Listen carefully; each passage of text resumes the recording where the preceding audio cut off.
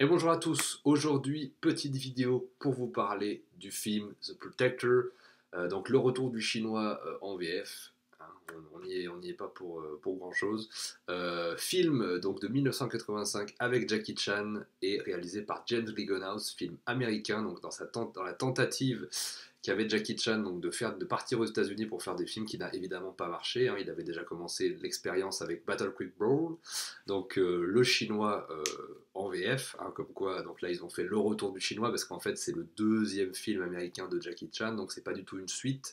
Battle Creek Brawl c'était vraiment un film, donc le chinois c'était vraiment un film qui se situait dans le Chicago des années 30 je crois, et là on est plutôt dans le New York des années 80, donc c'est plutôt on va dire les titres français se réfèrent plus au vrai Jackie Chan, un peu comme Jackie Chan dans le Bronx, voilà, après plus tard dans les années 90. Mais en gros, voilà, le retour du chinois, film de James Ligonhouse. Donc James Ligonhouse, c'est un réalisateur américain que j'aime beaucoup pour ma part, qui a réalisé beaucoup de séries B que j'adore, et notamment The Exterminator, et qui est une espèce de mix entre un justicier dans la ville et Taxi Driver, mais en mode vraiment série B, c'est un film que j'adore. Et puis Blue Jean Cop aussi, qui est assez mythique à ce niveau-là. Voilà, c'est un petit peu les deux titres qui me viennent comme ça en tête, mais j'ai probablement dû en voir d'autres. Donc moi, dans l'absolu, c'est un réalisateur, typiquement le réalisateur de série B des années 80, américaine, d'action, bien péchu, un peu vulgaire et tout. Voilà, j'aime beaucoup. Et donc Jackie Chan se retrouve dans ce film, et là il interprète une espèce donc de, comme j'ai dit, de flic, le flic de New York, et sur un mood un petit peu inspecteur Harry, c'est-à-dire en super flic qui, aux méthodes expéditives, hein, dès le départ, son coéquipier se fait lâchement, mais vraiment massacré par des truands. Et d'ailleurs, le film est très violent d'ailleurs. Et Jackie Chan les poursuit et il les dégomme, et il les démonte, et il les explose. Ce qui est très rare aussi. Mais c'est vrai que c'était une époque, comme j'avais parlé un petit peu dans la vidéo précédente, les années début 80, c'était une époque où Jackie Chan se cherchait un petit peu au niveau de son style.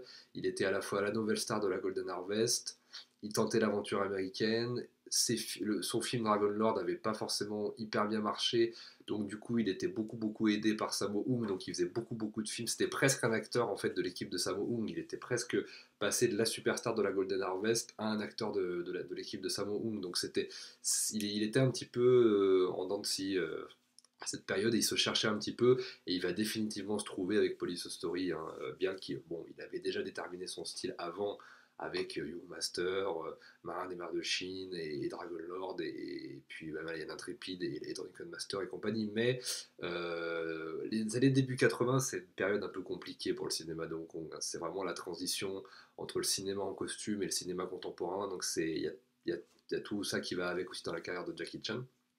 Donc voilà, il tente d'incarner un super flic de New York invincible. Il a pour partenaire un acteur américain que j'aime beaucoup qui s'appelle Daniel Aiello, que vous avez pu voir dans Il était une fois en Amérique de Sergio Leone, ou encore dans Do the Right Thing de Spike Lee, qui est un acteur qui nous a quittés d'ailleurs il y a 2-3 ans, je crois, que j'aimais bien. Voilà. Et puis on retrouve dans le rôle du méchant Don Chiao, donc Don Chiao, acteur hongkongais, mais que vous avez pu voir, le public occidental a découvert au tout début d'Indiana Jones 2, qui était mon Indiana Jones préféré, et c'est le méchant dans le club, dans le club Obi-Wan au début d'Indiana Jones 2.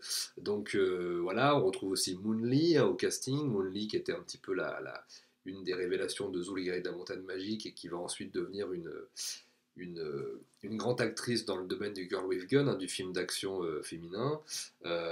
Puis tout un tas d'autres acteurs là que dont j'arrive pas forcément à me rappeler.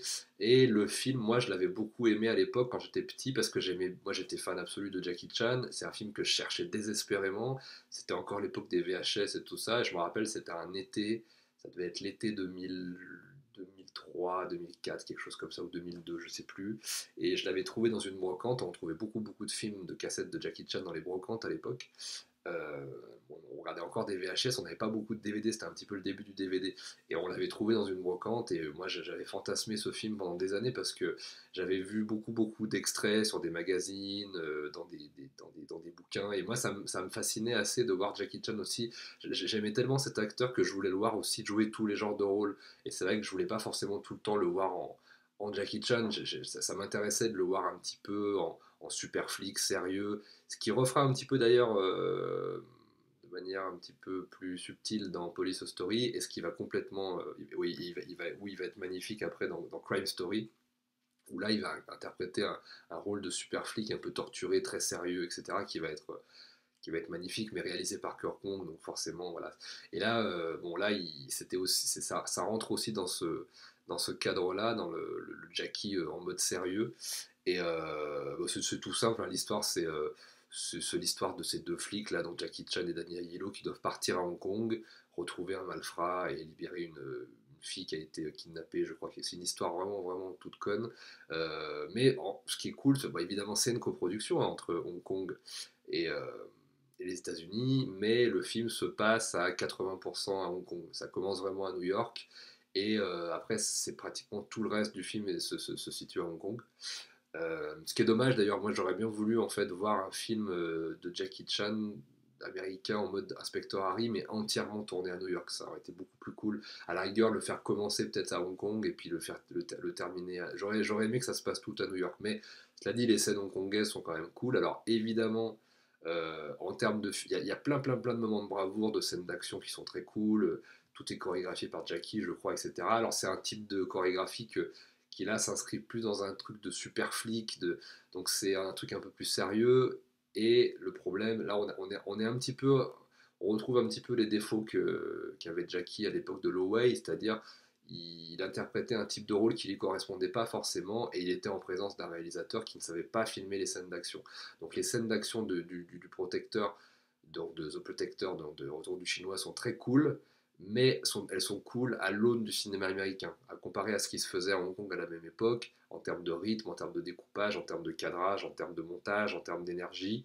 On n'y est pas du tout. C'est vraiment des bonnes petites chorés de Jackie Chan, et il y a même des très beaux moments de course-poursuite comme ça dans les jonques et tout, qui sont très cool et tout. Mais malheureusement, c'est pas mis en scène à la hongkongaise, c'est vraiment mis en scène à l'américaine. Et moi, j'avais quand même bien aimé à l'époque. C'est vrai ça me fascinait de voir Jackie dans un rôle, dans un film américain, interpréter un héros new-yorkais hyper sérieux. Ça m'intéressait. Ça fonctionne pas complètement.